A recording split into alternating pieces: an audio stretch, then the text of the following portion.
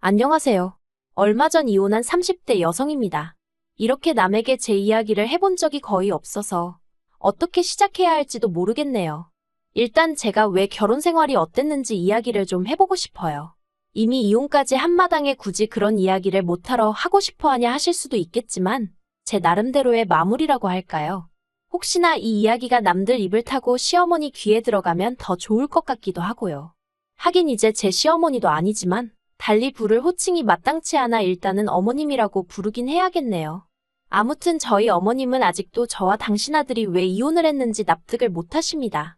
아니, 오히려 제 탓이라고 생각하세요. 야박하고 못된 며느리, 아마 결혼 생활 내내 어머님께 저는 그런 며느리였던 모양입니다. 하지만 어머님의 그 밑도 끝도 없는 욕심을 맞춰줄 사람이 그것도 아무 조건 없이 대가 없이 말이에요. 이 세상에 몇이나 될지 물어보고 싶네요. 친구의 소개로 만난 남편은 사람이 밝지만 동시에 내면엔 슬픔이 가득한 사람이었습니다. 처음엔 이유를 알지 못했기에 그저 감수성이 풍부한 사람 정도로만 이해를 했고요. 하지만 연애를 시작하고 얼마 지나지 않아 같이 술을 마시다가 남편의 가족관계를 알게 되었습니다. 제 어머님은 아버님의 두 번째 처였어요. 물론 정상적으로 이혼하고 재혼한 부인이라면 요즘 세상에 흉일할 것도 못 되지요. 하지만 그런 게 아니라 아버님께서 아픈 첫째 부인을 내버려두고 지금의 어머님과 살림을 차리셨던 거예요. 그 과정에서 자식, 그러니까 제 남편까지 낳으신 거고요.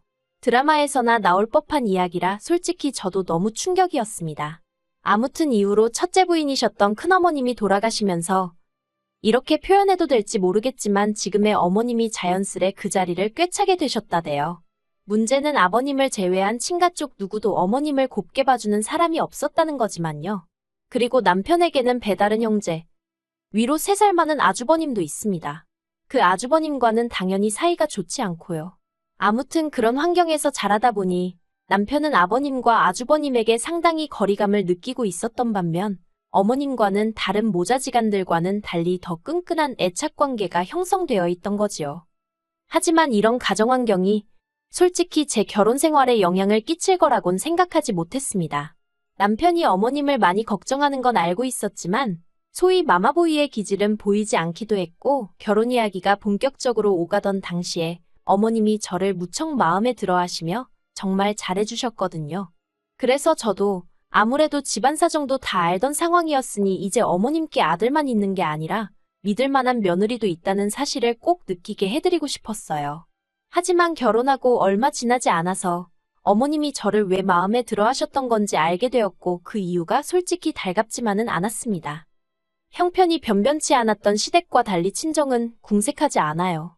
초등학교 교장 선생님까지 하시고 퇴직하신 친정아버지와 간호사로 일하시던 친정어머니 밑에서 비교적 여유 있는 10대, 20대를 보낼 수 있었지요. 자식이라곤 저 하나가 전부라서 저에게 필요한 것이라면 가능한 전폭적으로 지원해 주셨고요. 그래서 덕분에 저도 대학교 졸업 후 바로 대기업에 입사할 수 있었다고 생각합니다.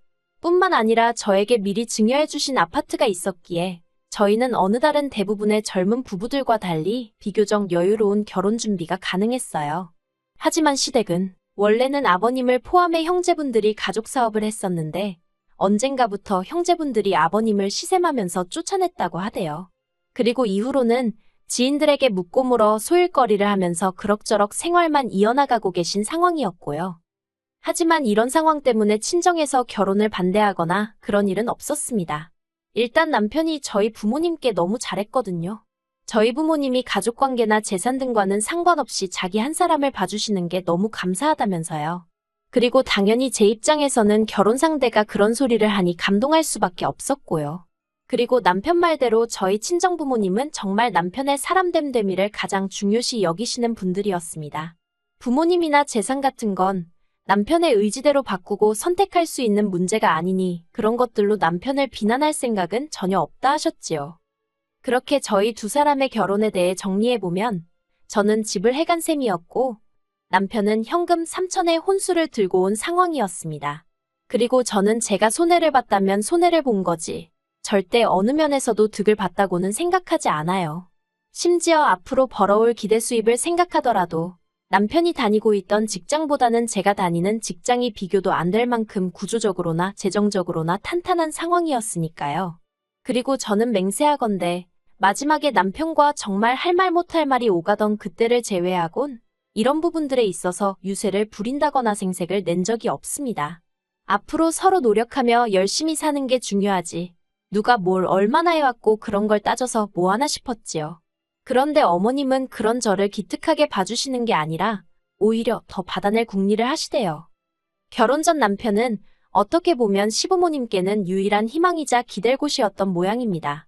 아주버님은 아버님에게 배신감이 든다며 명절이나 아버님 생신같이 어쩔 수 없는 경우에만 예의상 얼굴을 비출 뿐이었지 맞으라고 해서 크게 무슨 역할을 하는 건 아니더라고요. 그리고 저는 몰랐는데 남편은 매달 어머님께 50만 원씩 용돈을 드리고 있었어요. 아버님도 모르게 말이에요.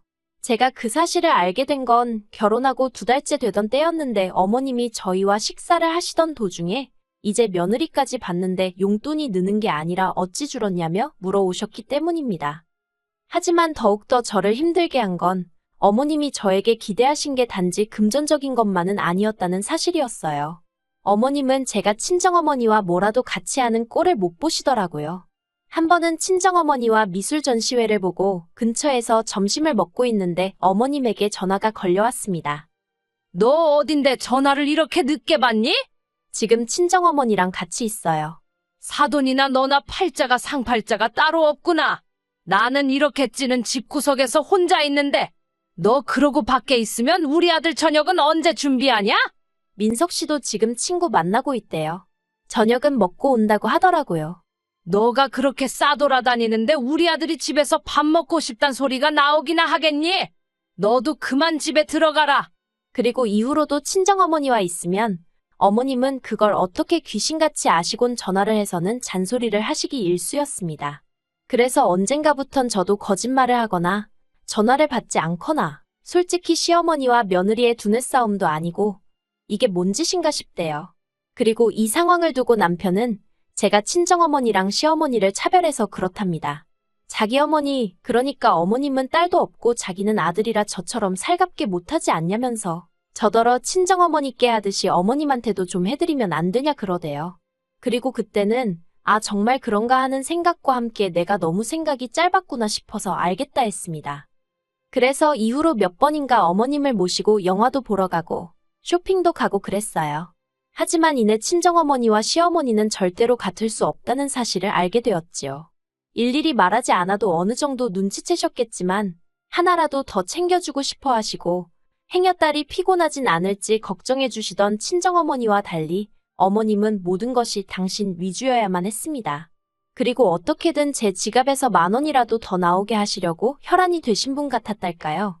티 하나 사드리겠다고 하니까 골프도 치지 않으시는 양반이 요새는 골프 옷을 일상복처럼 입는 게 유행이라 하더라며 30만 원씩 하는 세일도 안 하는 티셔츠를 고르시질 않나. 심지어 한 번은 상견례 때 저희 어머니가 들고 나왔던 뭐 명품 브랜드를 백화점에서 발견하시곤 그걸 사달라고 하시는 거예요. 그래서 제가 죄송하지만 그 정도 사드릴 형편이 안 된다고 했더니 니네 엄마였음 사줬겠지? 그러시대요. 저도 결국 그때는 순간 짜증을 참지 못하고 저희 친정어머니셨으면 당신이 사서 저에게 선물로 주셨을 거라고 한마디 쏘아붙였습니다. 하지만 이런 문제를 떠나서 제가 정말 화가 났던 건 얼마 전에 있었던 일 때문이었어요. 곧 다가올 친정아버지의 생신을 앞두고 저는 여동생과 상의 끝에 아버지 차를 바꿔드리기로 했습니다. 둘이서 원래는 가족 넷이 어디 멋진 나라로 여행이나 한번 가보자면서 10년 넘게 적금을 붓고 있었거든요. 그런데 막상 여행을 가려니까 친정부모님 두 분 다 외국 가는 게 내키지 않는다 하시면서 이제 두 분 다 시간도 많으니 국내 여행이나 천천히 다녔으면 좋겠다 하시는 거예요. 그래서 그러면 어떡할까 하다가 친정아버지 차가 많이 낡았으니 그걸 바꿔드리는 게 어떻겠냐는 이야기가 나왔습니다. 참고로 저희들이 모은 돈은 4천 남짓이었어요. 그리고 저는 이 이야기를 남편에게도 했습니다.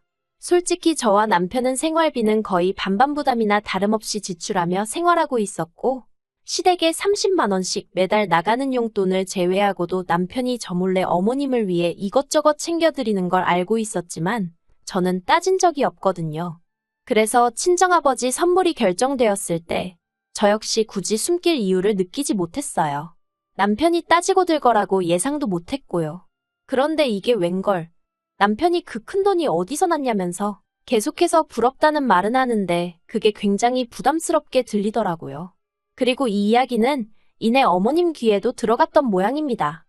며칠 뒤, 시댁에서 식사를 하던 와중에 갑자기 어머님이 저더러 당신 생일을 알고 있냐입니다. 당연히 알고 있다고 2달 정도 남았네요 했습니다. 그러자 어머님이 당신은 차까진 안 바란다면서 대신 유럽 여행을 다녀오고 싶으시다대요. 저는 뭐라고 할 말이 없었습니다. 그렇다고 무건수행을 하고 있을 순 없어서 가까스로 그러시냐고 잘 다녀오시라고 했지요. 그랬더니 어머님이 그게 무슨 뜻이냐며 니들이 보내줘야 할 거 아니냐입니다. 정말 할 말이 없더라고요. 왜 저희가 보내드려야 하냐 따지기도 싫었어요. 따져봤자 어떻게 나오실지 그 레파토리는 이미 줄줄줄 외울 만큼 들어왔으니까요. 그리고 남편은 중간에서 눈치를 살살 보더니 너무 갑작스럽다면서 우리도 한번 상황을 보겠다는 이도저도 아닌 대답을 하더라고요. 남편이 돼서는 아니다 싶은 건 자기가 나서서 딱 잘라주면 좋겠는데 말이에요. 그리고 그렇게 집에 와서 저희 부부는 사흘 동안 한마디도 섞지 않았습니다.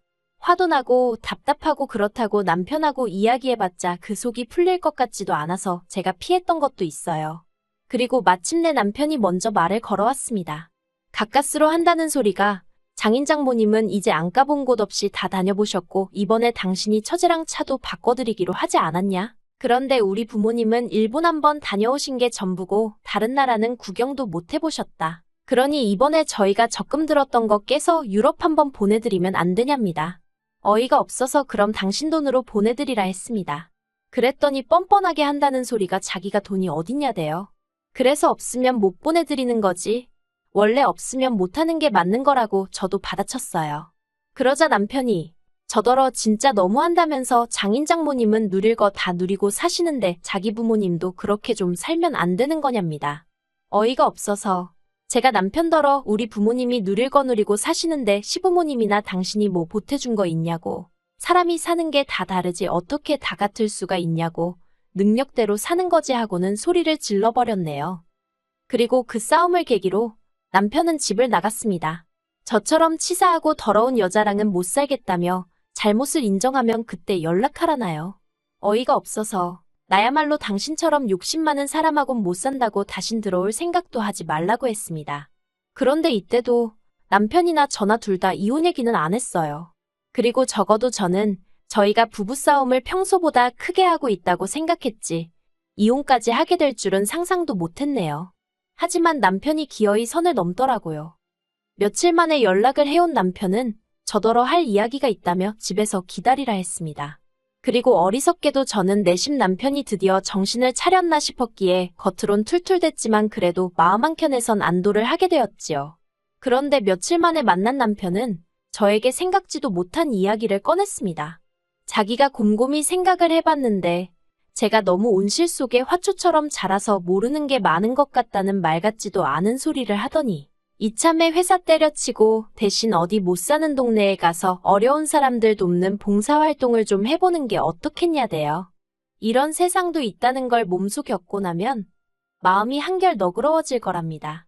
솔직히 처음엔 남편이 무슨 자다가 봉창 두들기는 소리를 하는 건가 싶었어요. 그런데 남편은 계속해서 한다는 소리가 제가 저보다 훨씬 더 좋지 않은 상황에서도 정을 나누는 사람들이 있다면서 저도 그런 걸 좀 배울 필요가 있어 보인답니다. 그리고 그렇게 되면 제가 어머님 아버님에 대한 마음도 달리 먹을 수 있을 거라나요. 어처구니가 없어서 그러니까 지금 내가 마음이 좁아서 이런다고 생각하는 거냐 물었습니다. 그랬더니 그게 아니면 지금 이러는 이유가 뭐냐며 저더러 장인 장모님 놀러 다니고 할 때 시부모님 생각은 안 나더냐. 그거 여행 한번 보내드리자고 한 게 이렇게까지 나올 일이냐. 자기는 정말 너무 서운하답니다. 어이가 없어서 당신 부모님 형편이 여의치 않은 게 내 잘못이냐 아니면 내 친정부모님 잘못이냐. 왜 그걸 우리가 보상을 해줘야 하는 거냐.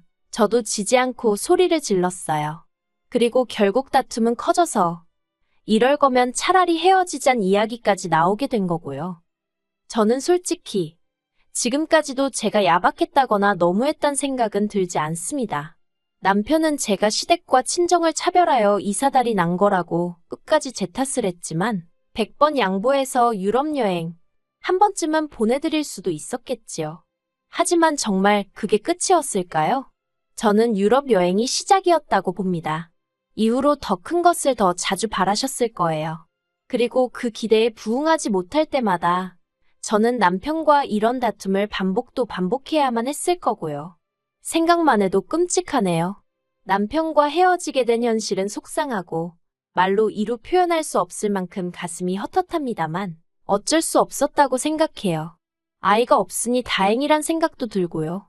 저는 제 분수대로, 남편은 남편 분수대로 잘 지냈길. 아니 알아서 하겠지요 뭐. 무튼 저는 잘 지내볼 생각입니다.